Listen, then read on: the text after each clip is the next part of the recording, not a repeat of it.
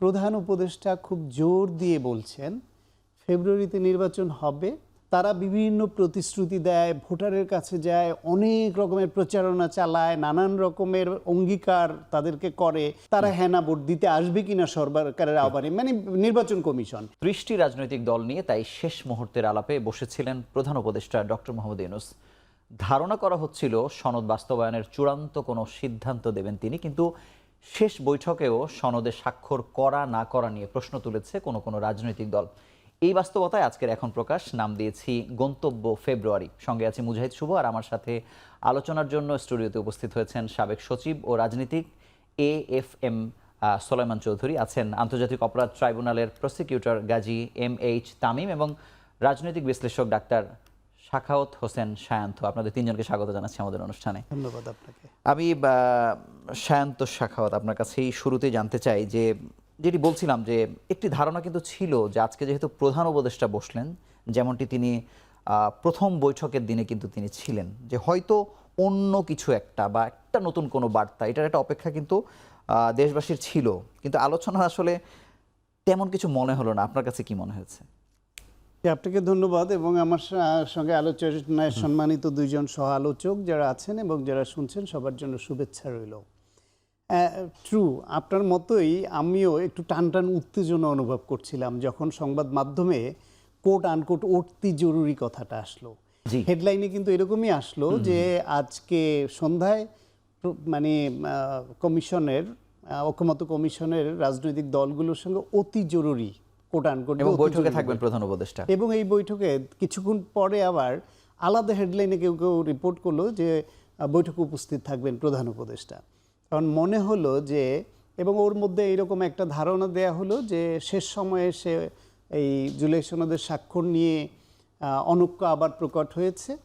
NCP গতকাল দেখা করে ঐকমত্য কমিশনের সঙ্গে বৈঠক করে জানিয়ে আসছে তারা এখানে স্বাক্ষর করতে ইচ্ছুক নয় এইভাবে, এবং তারা সংবিধান সংশোধন নিয়ে আবার নতুন করে আলোচনা চায়।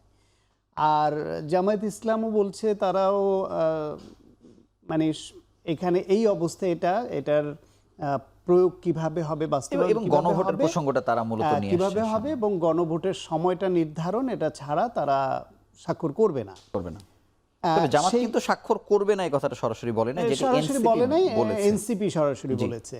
সেই অবস্থায় এই অনৈক্যটা দূর করবার জন্য প্রধান উপদেষ্টা নিজে উদ্যোগী হয়ে এখানে অতি জরুরি বৈঠকে বসলেন। আমরা ভেবেছিলাম যে একটা ওই রকম অতি জরুরি সংবাদ আমরা পেয়ে যাব যার মাধ্যমে সমাধান হয়ে গেছে, কিন্তু সেই রকম কোনো ফলাফল আমরা পরবর্তীতে যে রিপোর্ট আসছে তাতে দেখলাম না। কিন্তু আসার কথাও আছে। আসার কথা হচ্ছে প্রধান উপদেষ্টা খুব জোর দিয়ে বলছেন ফেব্রুয়ারিতে নির্বাচন হবেই। এটা কথার কথা নয়, এটা মিন করে। এবং এই জুলাই সনদ এবং ফেব্রুয়ারি নির্বাচন একটা আর একটার সঙ্গে জড়িত, বিচ্ছিন্ন কোনো বিষয় নয়। সুতরাং নির্বাচনের ব্যাপারে তিনি দৃঢ়। সুতরাং এইখানে সই নিয়ে একটু দূরত্ব কারোর মধ্যে থাকলেও সেটা শুক্রবারের মধ্যে গুছে যাবে, এটা আমরা তার বক্তব্যে ধারণা করছি। যে আজকে ইনস্ট্যান্ট বসেই হয়তো সমাধান হয়ে যায়নি, কিন্তু অনর অবস্থানটা নিরসন হয়ে যাবে শুক্রবারের আগে, এটা আমরা ধারণা করছি। যেহেতু তিনি বলছেন যে এই সনদটা ফেব্রুয়ারি নির্বাচনের সঙ্গেই অবিচ্ছেদ্যভাবে জড়িত এবং নির্বাচন হবে, এটা কথার কথা নয়, তিনি করবেন, উৎসব মুখর একটি নির্বাচন করবেন। এবং সেই ক্ষেত্রে এই যে এতদিন ধরে এই ঐকমত্য কমিশনে রাজনৈতিক দলের নেতারা সবাই বসেছেন, অনেক আলোচনা করেছেন, সবাই একমত হয়েছেন, সেই বিষয়টার প্রশংসা করেছেন। এটা আমিও অনেক অনুষ্ঠানে বলেছি, এটা প্রশংসার দাবি রাখে। কারণ হচ্ছে বাংলাদেশের রাজনীতিবিদরা এক দল আর এক দলের সঙ্গে, এক পক্ষ আর এক পক্ষের সঙ্গে একমত হতেই চান না। একসঙ্গে এতদিন ধরে বসার কালচারই নেই, কিন্তু এতদিন ধরে এই মিটিংয়ে যেতে যেতে তাদের মধ্যে অনেকের মধ্যে ব্যক্তিগত দূরত্বও কমেছে, সম্পর্ক তৈরি হয়েছে, অনেক বিষয়ে একমত হয়েছে। এই বিষয়ে সবাই মিলে স্বাক্ষর করবে, কোথাও কোথাও দ্বিমতটা তো থাকবেই, ভিন্ন ভিন্ন দল। বাংলাদেশে নতুন একটা নজির স্থাপন হয়েছে। এবং ডক্টর আলী রিয়াজ কিন্তু বলেছেন যে এটা পৃথিবীতে বিরল, যে ভিন্ন মতের মানুষের সঙ্গে পাশাপাশি বসে। এটা প্রধান উপদেষ্টাও বলেছেন। এটা শুধু বাংলাদেশই নয়, পৃথিবীর রাজনৈতিক ইতিহাসে এটা অনন্য একটা দৃষ্টান্ত হয়ে থাকবে। আর সেই হিসেবে আমরা আশাবাদী যে অনেক ভিন্নমত থাকবে, দূরত্ব থাকবে, কিন্তু অনেক বিষয়ে যে একমত হয়েছে এটা অনেক বড় বিষয়।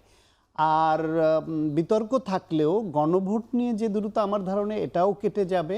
শেষ পর্যন্ত গণভোট হয়তো ফেব্রুয়ারিতে নির্বাচনের দিনেই হবে, কারণ যারাই আগে গণভোটের ব্যাপারে কথা বলছেন তারাও উপলব্ধি করবেন গণভোট বাংলাদেশে কোনো উৎসব মুখর ভোট হয় না। এটা একটা ম্রিয়মাণ ভোট অনেকটা, যেখানে আপনার প্রতিদ্বন্দ্বী প্রার্থী থাকে, তারা বিভিন্ন প্রতিশ্রুতি দেয়, ভোটারের কাছে যায়, অনেক রকমের প্রচারণা চালায়, নানান রকমের অঙ্গীকার তাদেরকে করে, ফাইনালি তারপরও ভোটের দিন তাদেরকে পরিবহন দিয়ে, লোক পাঠিয়ে, নানান রকমভাবে বাড়ি থেকে নিয়ে এসে ভোট দেওয়ানোর একটা চেষ্টা চলে। আর হেনা ভোটে, গণভোটের বেলায় যেটা হয়, সাধারণ মানুষ যারা অনেকেই মনে করে যে এটা আমি গেল যা না গেল তাই, হ্যাঁ বা না হ্যাঁই জিতবে ধরে নিচ্ছে, তখন আর কেউ যেতে চায় না। তিনটা যে গণভোট হয়েছে তার কিন্তু চিত্রটা এরকমই। তারপরে আবার এইখানেই গণভোটের তারিখ নিয়ে যেহেতু মত ভিন্নতা আছে, যদি বিএনপি বা যেসব দল চায় মূল নির্বাচনের সঙ্গে হলে খরচ কমবে, আলাদা অ্যারেঞ্জমেন্টের দরকার নাই, আর আগে করলে খরচ বাড়বে, আলাদা অ্যারেঞ্জমেন্ট লাগবে, পাশাপাশি ভোটারের উপস্থিতি একটা বড় সংকট তৈরি করতে পারে। ধরেন আপনি গণভোটে 10% বা 15% ভোটার গেল, বাকিরা গেল না, 10%-এর 90%ই হ্যাঁ বললো, হোয়াট ডাজ ইট মিন?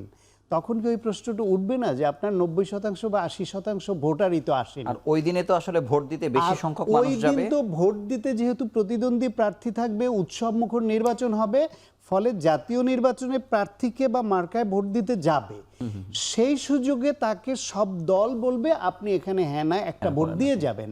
সে আলাদা একটা বুথে আর একটা ইয়েতে হ্যাঁ বা না একটা ভোট দিয়ে আসলো।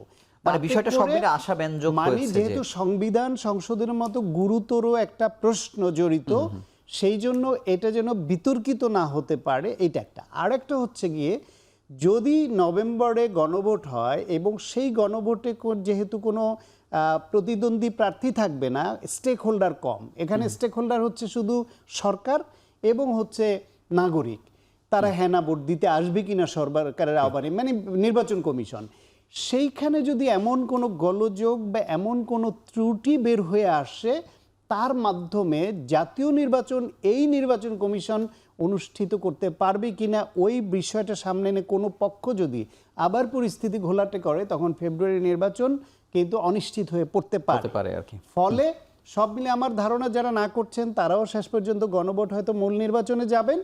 উচ্চ কক্ষের পিয়ারটা হলো আসলে মূল ইস্যু বিষয়। উচ্চ কক্ষের পিয়ারের বিষয়ে সমাধানটা কি হয় তার উপর ডিপেন্ড করছে। আমি সেই জায়গাতে আসবো।